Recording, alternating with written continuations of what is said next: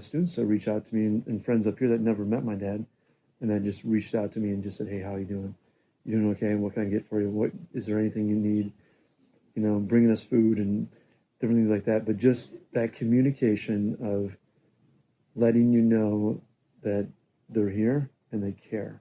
You know, wasn't. Hey, you. We're in East Jordan, Michigan. I'm Austin.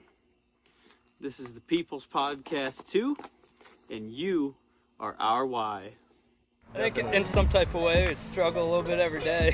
I just pray and then put my effort into whatever thing I want to put it into. Communication is the key to success. I mean, that's what they say. Absolutely. Yeah, unity is so important.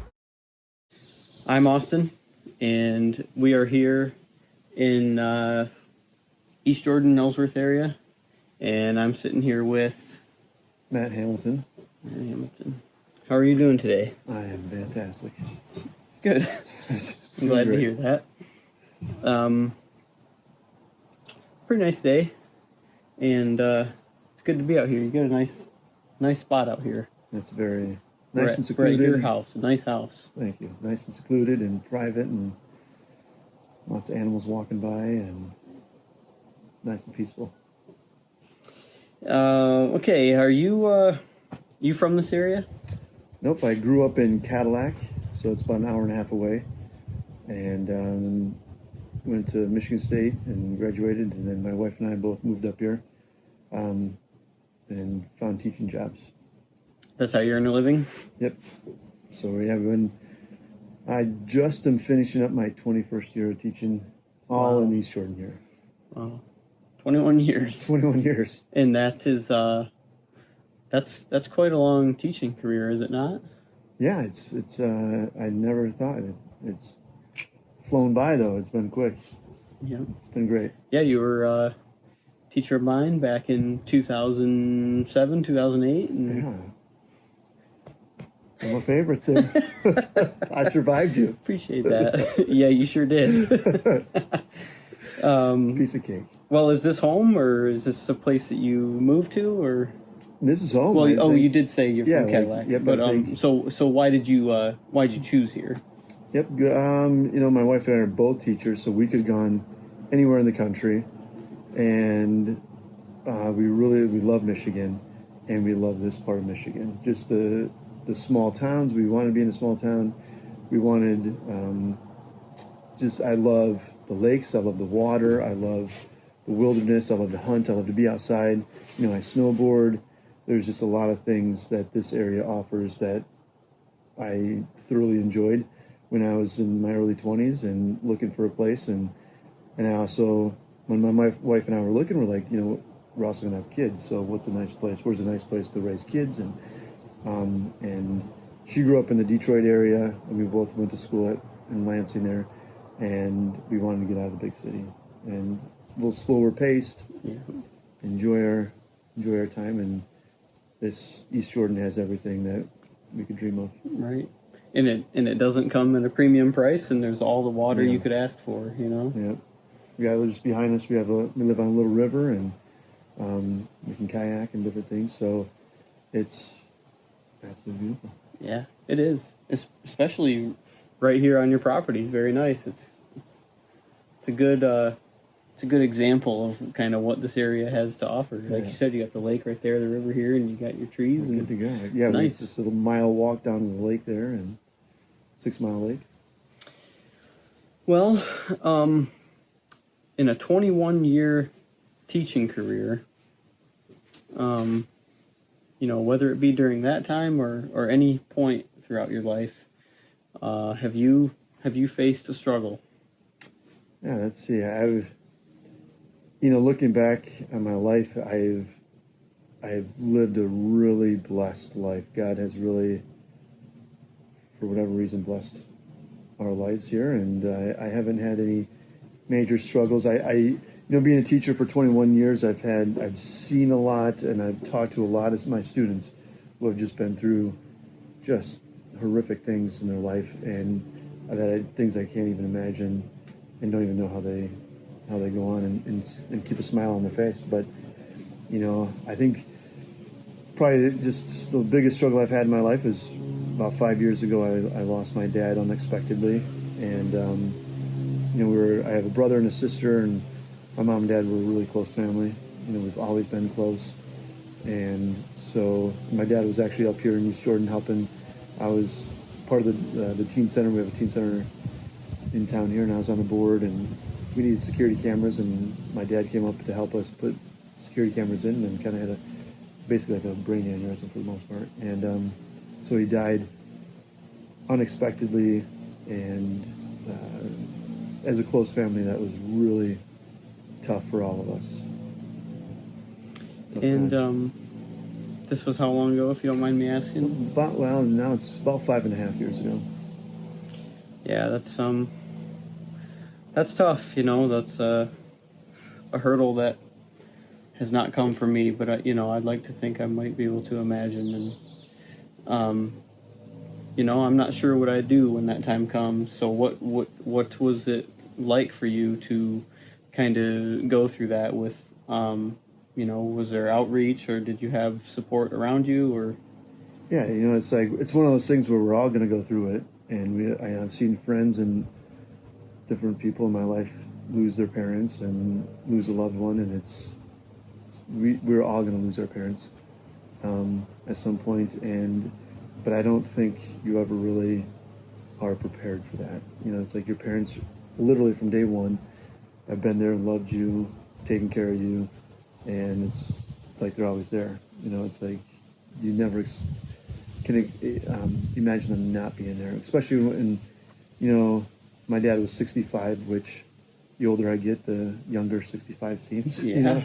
It's not very old anymore, and so yeah, I think when that happened, it was like, yeah, we again, we're a close family, so we really clung to each other, and we're a very faith-based family as well. So we really relied on our faith, and we believe my dad is in heaven, and we believe God is real, and therefore we believe heaven is real, and we believe heaven is an amazing place. So it's one of those things like, it just gives us a lot of hope and a lot of peace knowing that my dad is in heaven. He's not suffering, he's not, and we'll be there someday. Right. So it's, I think our faith, we really relied on our faith, and counted on each other, just talking to each other, supporting each other. My mom was an hour and a half away, so we would go down every weekend and, talking on the phone every day, and just making sure that everybody was supported, and we all had people in our lives to kind of fall back on. My wife was phenomenal and encouraging and loving and supporting and things like that. Well, yeah, I don't know that I could imagine, a better way to, have an opportunity to deal with that sort of thing, than just with your family. So I'm glad that you have your family and those bonds were there. And, it's probably something that you all experienced a silver lining in some different ways, probably, I would imagine. Yeah, absolutely. I think even though we were close, it's brought us closer together, and you just don't know what happens, when you lose a family member like that, a lot of times it tears families apart, the stress, just the stuff that goes along with it, the grief, and people handle it in different ways. And for whatever reason, our family handled it really well and supporting each other, and it definitely brought us closer. And I think it made us appreciate, it made us appreciate each other more, appreciate the people around us, and not take life for granted, because it can literally, my dad was fine, and then the next minute I'm in an ambulance with him and wondering what's going on. So Yeah. I think it really makes you look at life a little bit differently, makes you look at people a little differently, and as far as in a more positive way, and appreciative of the people you got in your life, and the health you have, and the things you have, and the opportunities you have. Yeah, I know too that the sudden nature of it probably adds a bit of a staying to it from from your perspective. And I know I don't mean to speak for you, but I know that our school system has experienced loss in a few different ways, and I know that for a lot of students that you've been a part of,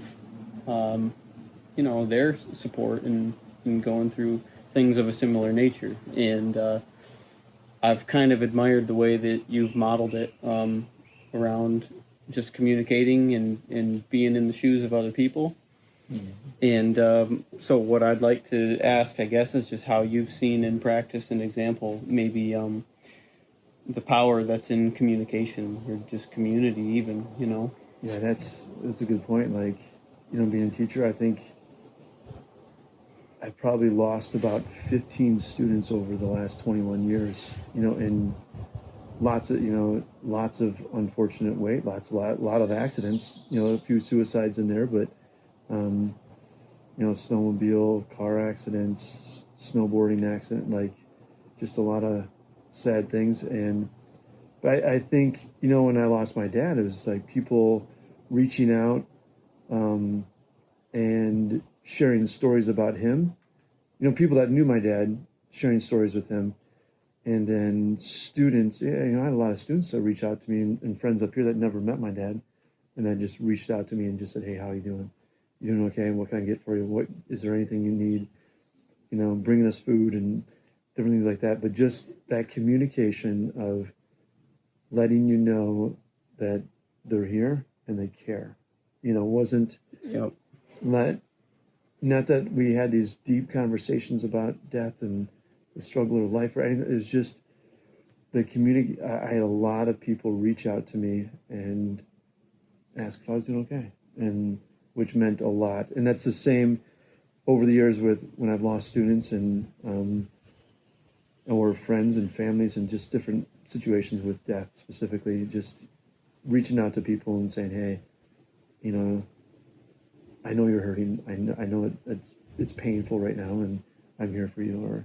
Or it's a simple saying like, I don't know your dad, but I know you, and based on you, your dad must have been a pretty cool guy, Yeah. And just things like that is like, wow, it's powerful. Yep. And sorry. Go ahead. No, just yeah. I don't know how you would go through any struggle, whether it be death or a house fire or whatever the thing is that you go through, without people in your life talking to you and communicating and just let them know that they're there and they see you and they see the pain, they see the struggle, and that they care.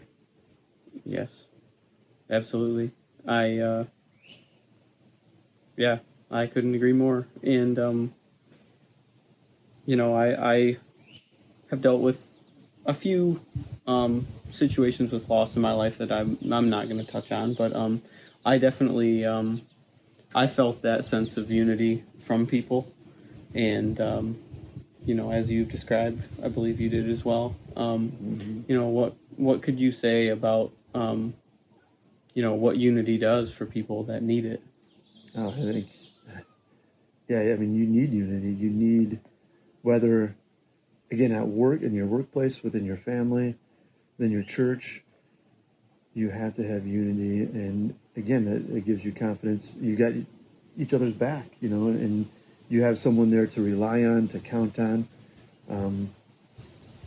You can't go through this world without unity and without somebody to support you and help you. And it goes both ways. Like, you got to have other people's back, and they got to have your back. Yeah. I agree too. Through experience of the same principle, I totally agree. And one thing that I did want to touch on, actually, because I appreciate your comments so much about going through receiving support in the outreach that people were giving you around the death of your father and other events. The one thing that people gave to me when I was getting the communication from people was just that I I started to get to a point to where when I would think back on a person fondly, where I would not just think of loss only. You know, I could live in the great memories that surrounded that person and not just thinking of only the loss of that person. Yeah. No, that's a great. I remember somebody telling me that before, like, because it's like for several months after, you just think, man, what was it like for my dad to go through that thing, that process of him. You know, he had some pain and sitting down and calling the ambulance and all this stuff, and you know, I rode the ambulance with him, and then in the hospital, and that whole situation. You know, that's I fixated on that, and for many months, and now I don't think of that. You know, when I thought of my dad right away, it was like, I can't believe this, and blah blah blah. Just thinking about the ambulance ride and all this stuff. But now it's 5.5 years later. You think, you know, on the anniversary, you know, I go back to that time, but Right. the other 364 days, you're thinking about all the other awesome things about my dad and the memories and all that good stuff. So yeah, It's good. Yep. It's a good testament to just what you know, the sense of community and communication and being unified in a group of support can do, you know, just to get through things that you have to get through, you know. So yeah, because everybody's going to go through that at some point. So well, I very much appreciate your time. I think that this is something that a lot of people would probably benefit from. You know, there are a lot of people that are in that beginning stage of going through grief or struggle, and they're trying to overcome. And it's good, you know, it's good to know that just a little bit of communication with folks and a little bit of support it can mean the world, you know. Yeah, letting people, just communicating that it's okay to hurt, it's okay to feel that pain, and yeah, communication is. A lot of people don't reach out either for help, you know. If they realized how easy it was, or how many people out there that care and have been through, whether it's the grief of a lost one. There's lots of people that have been through this before, and they know what it feels like, and they can communicate that clearly and articulately to the people and make them feel a lot better. Can I get your name one more time before we go? Matt Hamilton. Thank you. Hey, thank you, Austin.